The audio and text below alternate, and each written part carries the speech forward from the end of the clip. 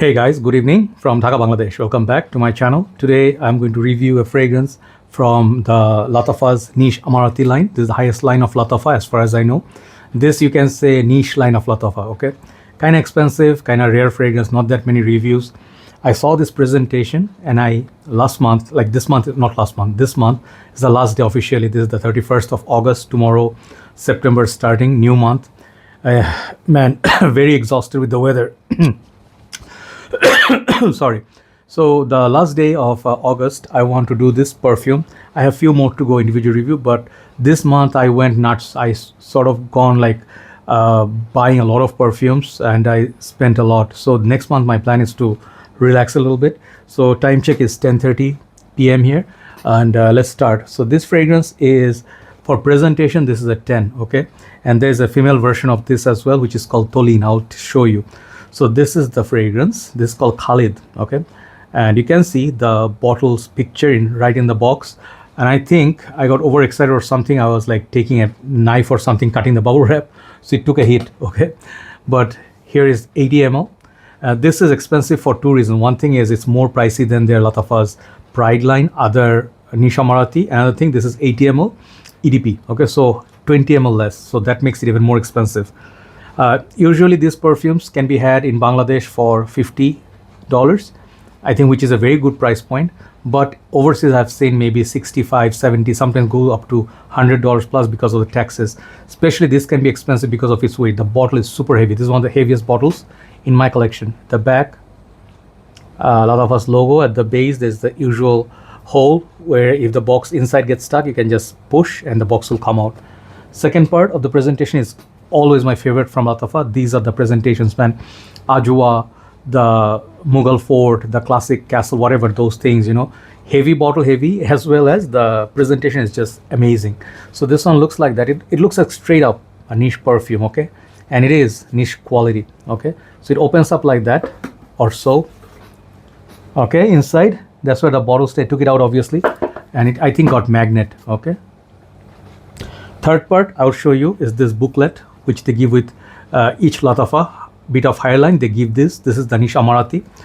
Usually it says, I think you guys would read it with Emarati, Emarati, right? But I think in Middle East they call it Emarati. So my Arab friends, they say Emarati. And here is the female version of it, which is called Tolin, okay? I reviewed this from Senzone, many fragrances in one video. Check it out. And they have a picture of the other ones inside. It's very interesting. You can see whatever they released, you know, you can just check, you know, that's that. So here comes this stuff. You can work out with it, okay? This is like as heavy as a mini dumbbell, okay? Obviously it's not like 3-4 kilos or something, but definitely it's heavy. It's all, I think, metal, okay? Metal and glass inside, I'm not sure, but this stuff, I don't know, it's so heavy, okay? So base looks like that, and here is the blue gemstone, and there are more gemstone on the body. It's an armor, okay? You can see a warrior's armor is a cap, okay? This is so much better looking than the Tolin one. Tolin one, I'll show you. It's also interesting bottle, but I'm sorry, I'm a little bit, I just finished my walking, and then, you know, I had some dinner, and then I had some, you know, outside some tea. It's just very exhausting weather outside, okay? So the Tolin one, side by side, if you can see, pick it up. This one has a female armor sort of, armor sort of, but in my humble opinion, this one looks much nicer. So I got it, and totally blind buy, okay? So, man, this is something you want to keep in your collection for a while, you know. So the cap doesn't really click into place. It's kind of not really satisfactory.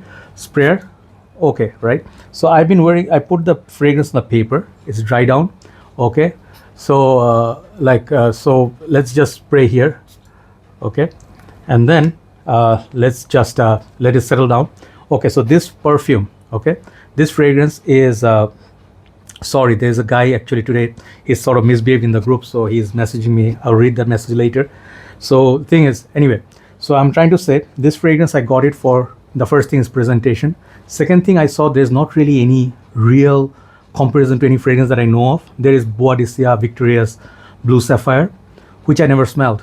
I did smell Boadicea's Victoria's, this one particular fragrance, you know. So this fragrance was very posh. Boadicea is very expensive. Second thing is, Boadiceas are like the quality of, basically they're all about oud, okay? And there's also house, I think One of the houses, they also make like those animal or bird sort of bottles, like the bars and all that. So those are from one of the Middle Eastern houses, exclusive line. Those are like $1,000 plus. So I saw the comparison. I'm like, I'm not going to really wear this as much as the whole year because of a reason. That is, this perfume is not really suitable for our condition. Okay. Second thing, I would say this perfume is very heavy. You know, like if you're not really fan of heavy perfumes, this one has like oud, leather, cade oil, patchouli. You know, the oud definitely is a big player. And there is nothing about this fragrance. Let me just start. The perfume has nothing, you know, citrus or fresh, and there is hardly anything sweet. It's like not motor oil, but you think of fragrance like Fahrenheit sort of, which has a motor oil smell, and then it's like a little bit dirty, a little bit smoky, rubbery, and all these things come to my mind.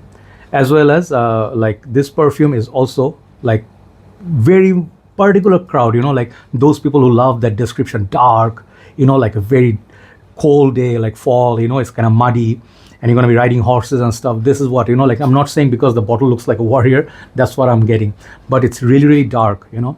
So it's smoky, kind of you can say smoky, spicy, but mild spice. But mostly it's the green. Okay, I smelled this kind of DNA before in few niche perfumes. I cannot remember the name, but this definitely makes a statement. So good stuff is last a long time. Okay, this is 2023 release. This lasts a long time on me. One thing.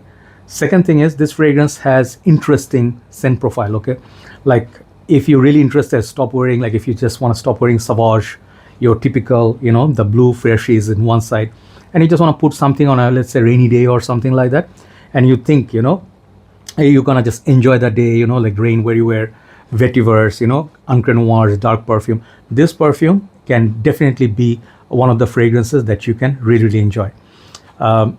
If this November the winter starts, I think this will be much more enjoyable with a leather jacket, and it will be actually sort of like a bad boy smell, because this one is daring. This one doesn't seek for approval or your, you know, like a validation. Okay, this perfume is a statement on its own. So I see the beginners who love freshies, you know, like general people, they may not appreciate it. You know, I definitely will tell you this is the last fragrance you want to blind buy. And the other thing is, even though it's not super pricey, but 80 ml is less juice than others. So definitely not blind buy worthy fragrance. But I, you know, I think these are one of those fragrances, you know, you keep, let's say for a year, just example, in your collection, and you look back, winter is here, and then what do I want to reach for? Okay, I would say this, or Encre Noir, or like not Valentine's, like Fahrenheit, okay, or fragrances like Tom Ford Oud Wood, you know, just that particular mood. This is that mood fragrance. Okay, this is what I get. I cannot compare this with Boris. Yeah, definitely. You know, I haven't tried that perfume, so it's silly to blind guess.